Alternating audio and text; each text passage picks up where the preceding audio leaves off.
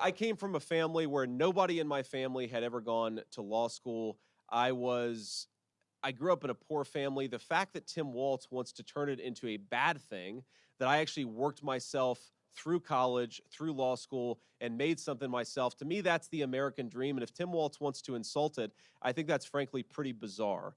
Now, look, what really bothers me about Tim Waltz, it's not even the positions that he's taken, though certainly he has been a far left radical. You know what really bothers me about Tim Waltz as a Marine who served his country in uniform? When the United States Marine Corps, when the United States of America asked me to go to Iraq to serve my country, I did it. I did what they asked me to do it, and I did it honorably, and I'm very proud of that service.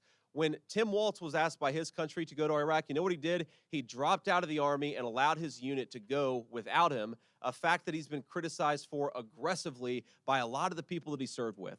I think it's shameful to prepare your unit to go to Iraq, to make a promise that you're going to follow through, and then to drop out right before you actually have to go. I also think it's dishonest. Something, again, if you guys ever get an opportunity to ask Tim Waltz or Kamala Harris some questions, he made this interesting comment that the Kamala Harris campaign put out there, and I bet they're regretting they put it out there now, because he said that and he was making a point about gun control. He said we shouldn't allow weapons that I used in war to be on America's streets. Well, I wonder, Tim Waltz, when were you ever in war?